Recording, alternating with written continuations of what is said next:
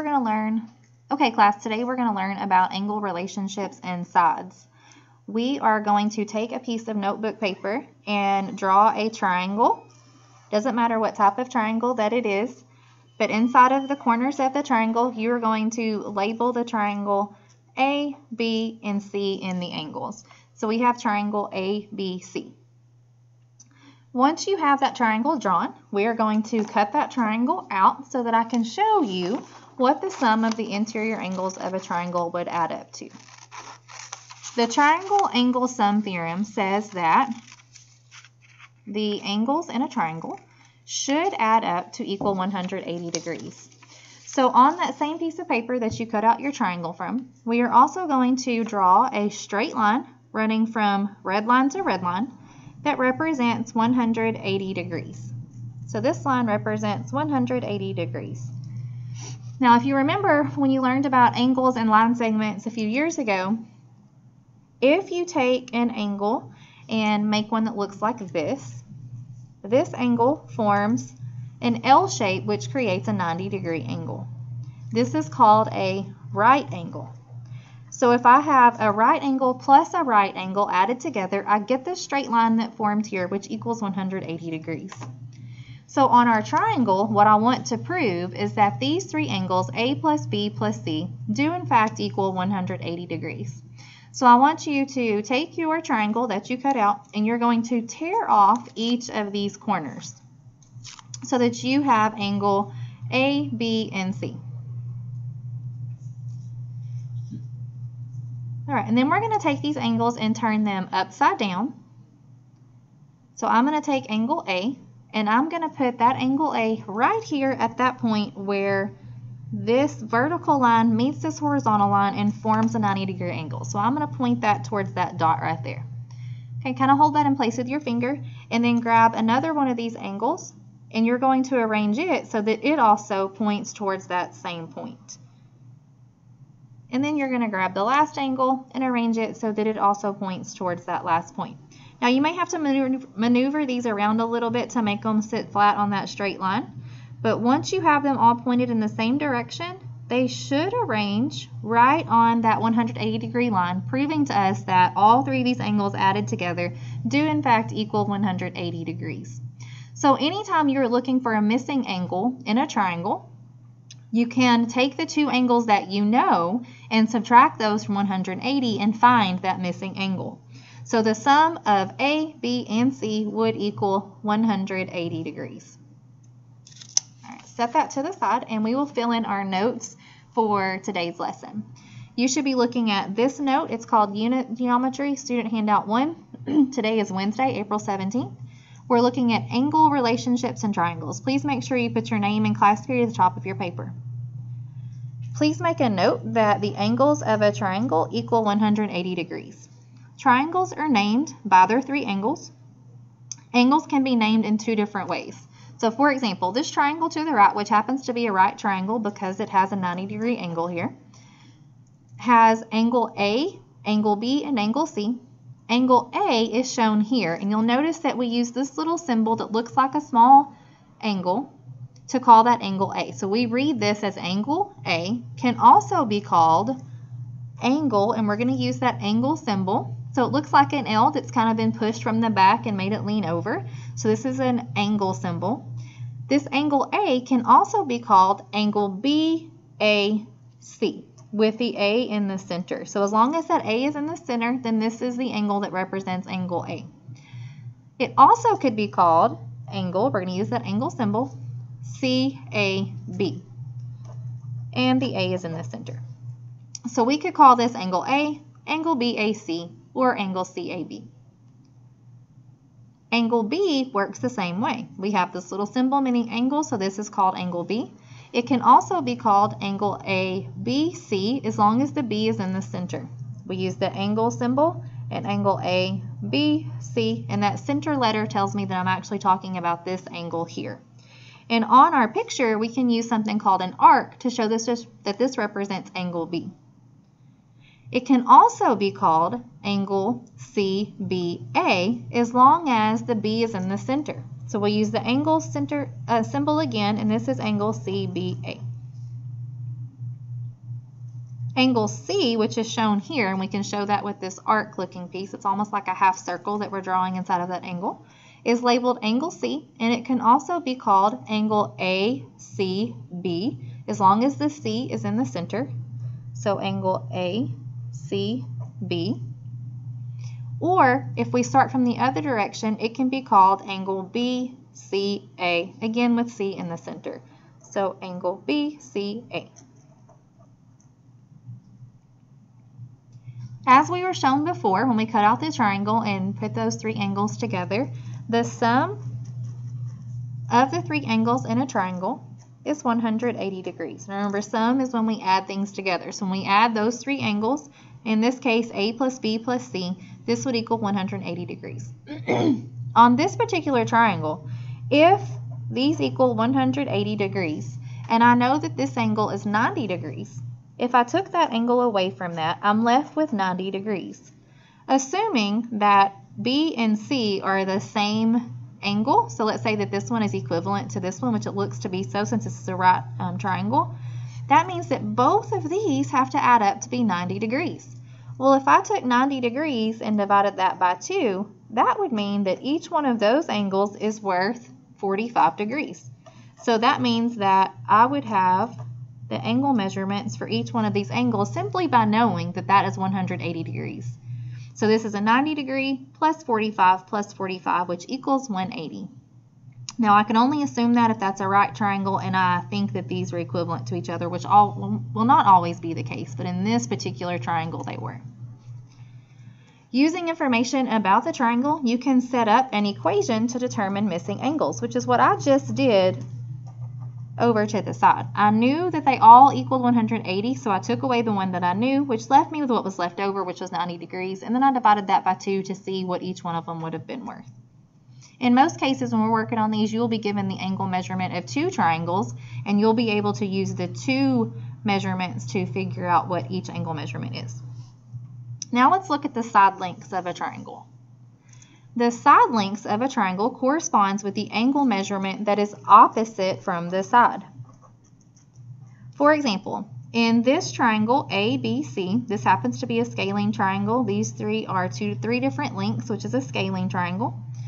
In triangle ABC, that means that this side, AB, corresponds with the opposite angle that is not connected to A and B. So the only angle that is not connected to A and B is angle C, which is directly across or opposite from line segment AB. That means that side AB corresponds or is opposite from angle C.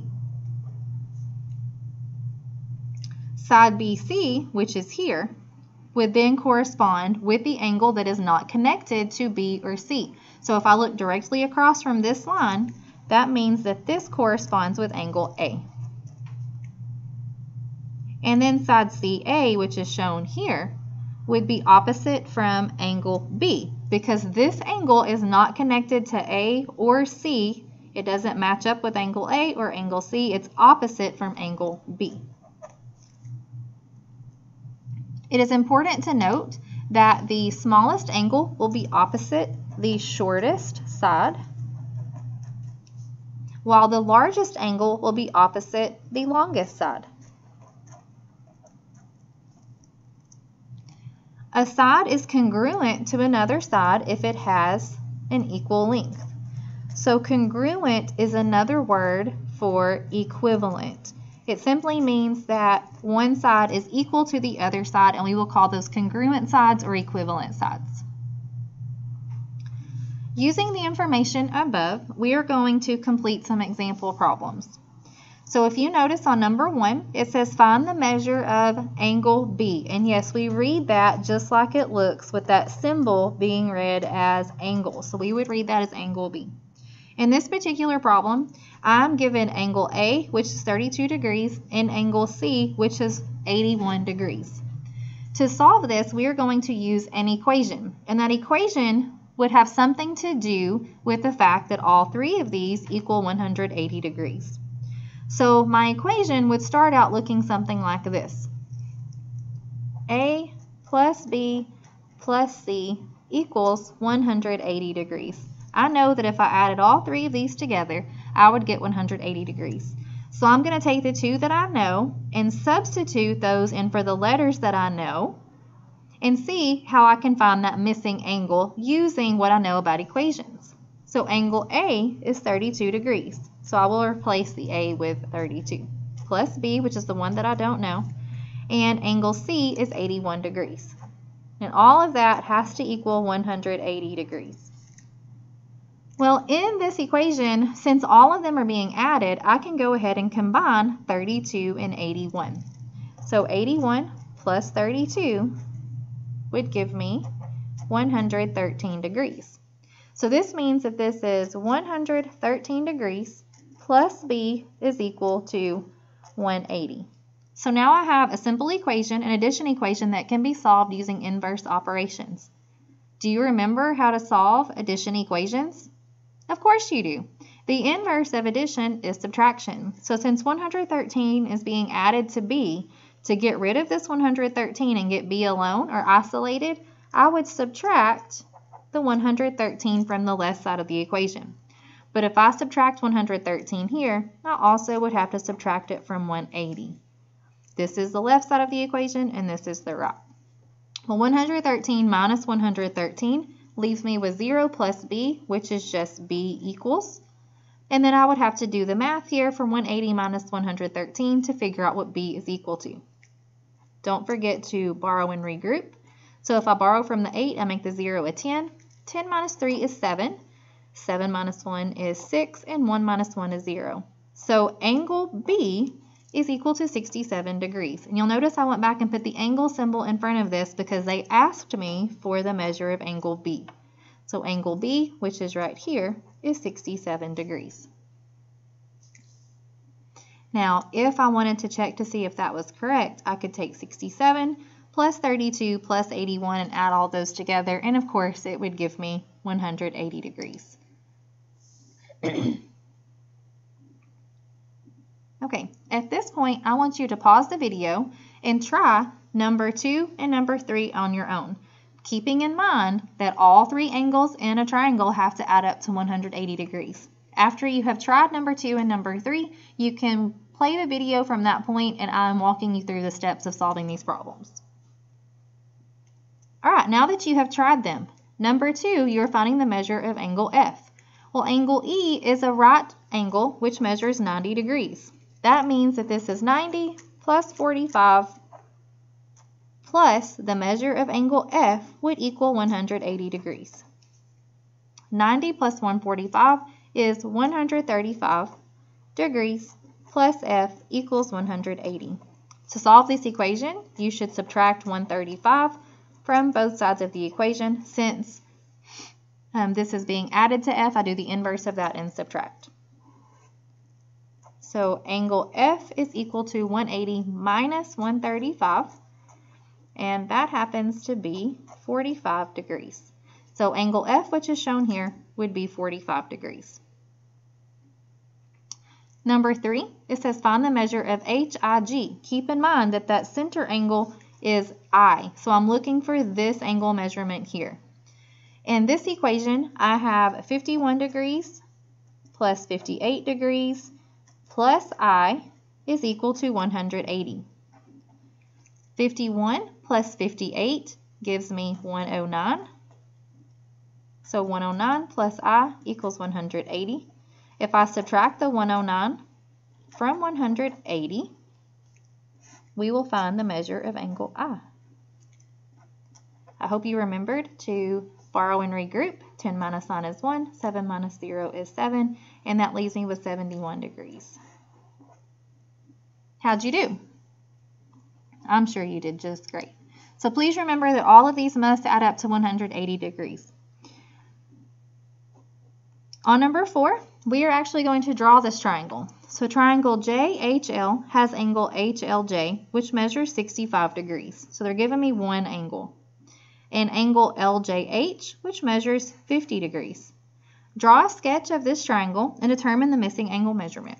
Well, if you remember what you learned about angles many years ago, 65 degrees is less than 90 degrees. that means that a 90-degree angle looks something like this, your L shape, which is 90 degrees.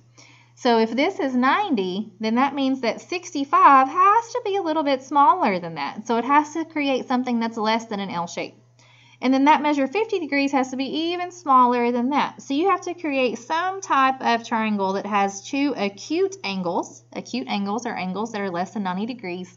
And another angle that would make this equal 180. So to be able to show this, I know that 65 plus 50 will be my two angles that I'm adding together. Well, 65 and 50, if I do this over here, would give me 115. So I know that if I take that away from 180, that should give me my missing angle measurement, which would be another 65-degree angle. So I'm going to have two 65-degree angles and one 50-degree angle. Well, since I have two 65-degree angles, that means that I have to have two sides that measure the same also. So the triangle that I should be drawing should look something close to an isosceles triangle, where this and this side are congruent. And when I use those little marks there, that means congruent. So this would be a 65-degree angle, this would be a 65-degree angle, and this one would be 50 degrees. Now it told me that I'm drawing triangle JHL and that angle HLJ measures 65. LJH is 50. That means that this one up here has to be J. So this would have to be L and this would have to be H. Both of these equal 65 degrees. And if I add all three of those together, that would equal 180. So if you remember, an isosceles triangle has two congruent sides, which also means that it has two congruent angles.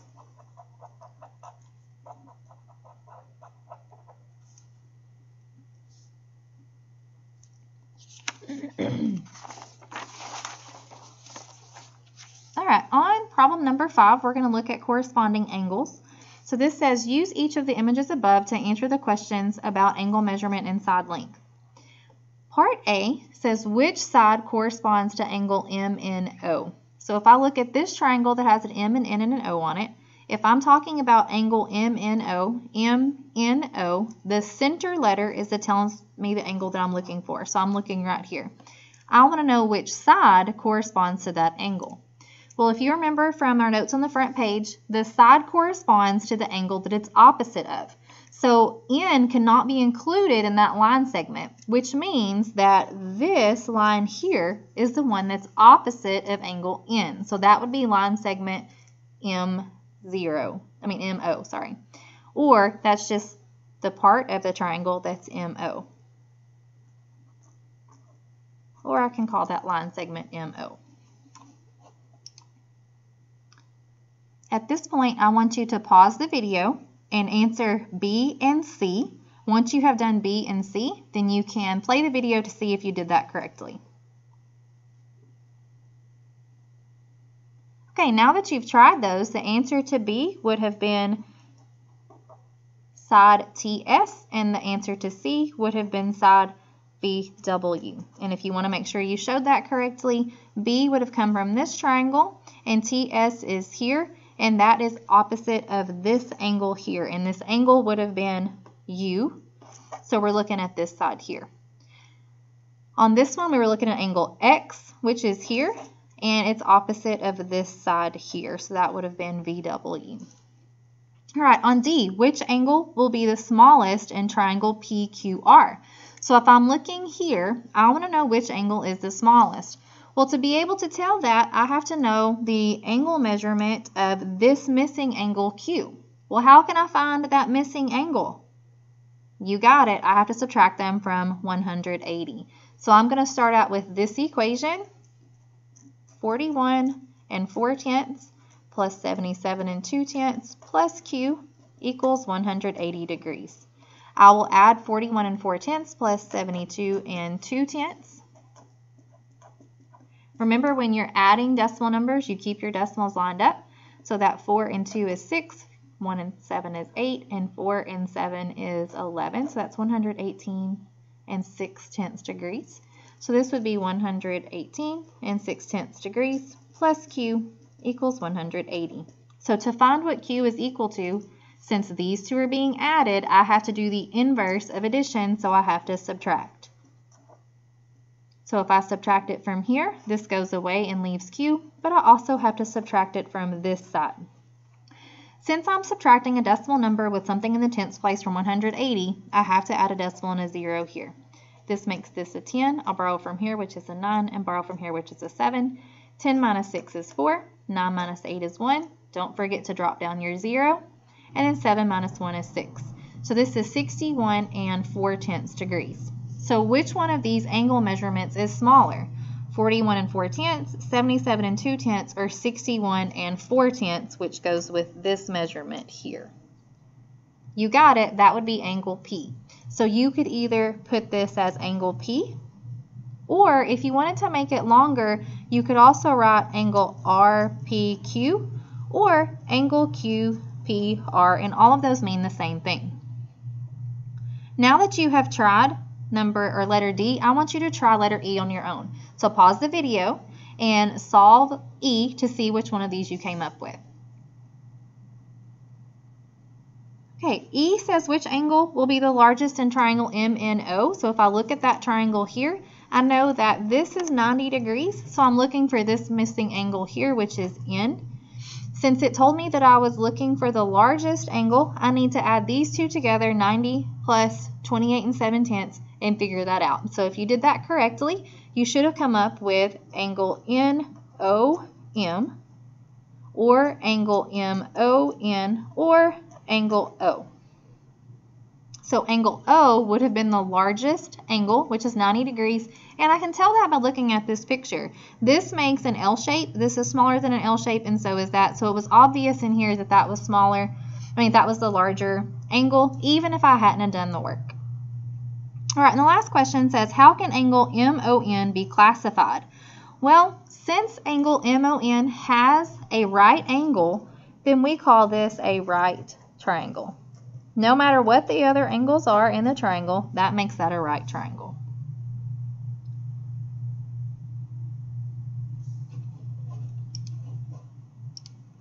Okay, the triangle inequality theorem says that in order for a triangle to be formed, the sum of any two sides must be greater than the length of the third side. Now, when I write the words greater than, I'm also going to put the symbols that mean greater than that we learned about last week. So this would have also meant greater than like that. So in order for a triangle to be formed, the sum of any two sides must be greater than the length of the third side. So for example, triangle ABC has side lengths of A equals 7 centimeters and B equals 9 centimeters. The greatest C could be is what? So I have to figure out what C could be. Well, to show that, I'm going to use some inequalities that we used last week in class. So one of the inequalities that we could say is the greatest C could be is that C has to be less than the other two sides added together. So if this says that two sides added together must be greater than that, then that missing side has to be the opposite of that, which is less than that. So C would have to be less than 9 plus 7. Or if I read it this way, the way the theorem was written, the shortest C could be is 9 is less than C plus 7. Or I could write this like this also. 2 is less than C is less than 16.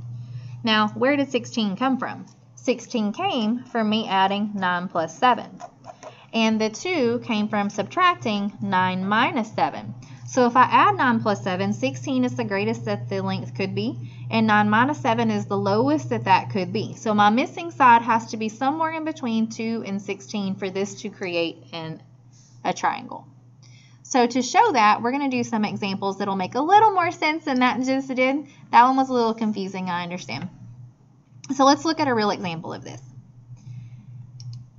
3 line segments have measures of 13 units, 7 units, and 5 units. Will the segments form a triangle? So for me to be able to see if this forms a triangle, I have to see if the two short sides of the triangle are greater than the length of the third side or the longest side. So I'm going to take the two short sides, 5 plus 7, and add those together. For this to be true, 5 plus 7 would have to be greater than the third side, which is 13. So if I add 5 plus 7 together, I need to see if that is greater than the third side. Well, if you notice, 5 plus 7 is a common addition fact, and it's 12. That means that 5 plus 7 is less than 12. So are these two sides greater than the third side? No.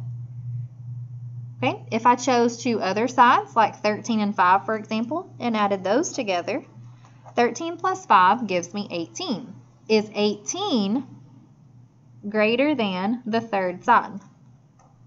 Yes, that is greater than 7. So yes, that does work.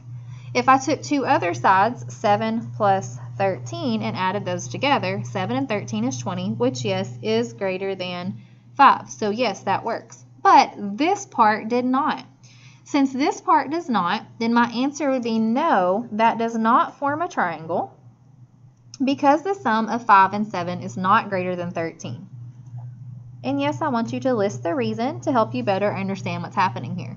So no, because the sum of 5 and 7 is not greater than 13.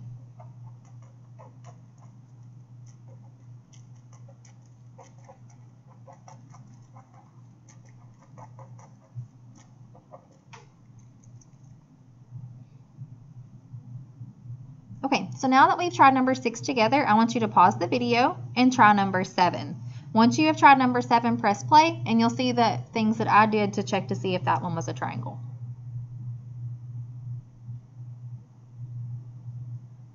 Okay, class, now that you've tried that on your own, we will take 4 and 6 and add those together. That gives me 10, and yes, 10 is greater than the third side, which is 8. Then I will take 6 and 8 and add those together, which is 14, and yes, that is greater than the third side, which is 4. Then I will take 8 plus 4 and add those together, and 12, yes, is greater than 6. So yes, all three of these, when I took two sides and added them together, were greater than the third side. So does this form a triangle? Yes, it does. But why? Because the sum of any, that's our key word here, any two side lengths was greater than the third.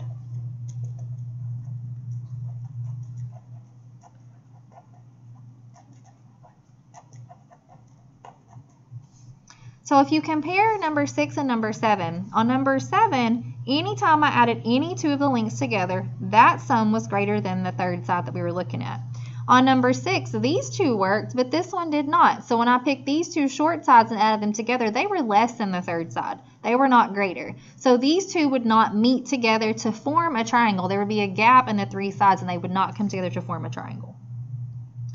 All right, on number 8, in triangle EFG, the measure of angle FGE is 35 degrees, and the measure of angle GEF is 62 2/10 degrees. So in this problem, I'm given two angle measurements.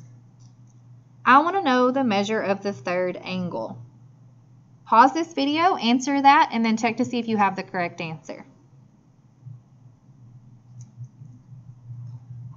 All right, now that you have tried it on your own, if I add 62 2/10 plus 35, I get 97 2/10. If I subtract that from 180, you should have gotten the answer that you come up with. Don't forget to drop down your decimal, borrow and regroup if you didn't do that, check for mistakes in your work, and you should have gotten 17 minus 9 is 82 8/10, which is C. Triangle LMN is shown below. What is the measure of angle L? Again, pause the video, try this one on your own, and then check to see if you have the correct answer. If you work this out correctly, you should have gotten 58 2/10. You would have added 52 7/10 plus 69 1/10, and then subtracted that from 180, which would have given you 58 2/10. All right, class, that is the end of our notes for today. So what you are going to do on your own for homework tonight is complete this angle relationships and triangle paper. If you have any time left in class today, you're welcome to start that in class, but this is due tomorrow when you come to class and you'll need to turn into the substitute. Each part of this has a different question that it is asking, so please use the notes attached to help you. You can go back and rewatch this video on Google Classroom if you need to help you. Remember, it will always be there, so if you can log in from home, you're welcome to use it. Answer each of the questions below. Be sure to show your thinking. You know that Ms. Hawkins says show your work, so make sure that you do that. Good luck, and I hope you do well on this assignment. I'll see you guys next week.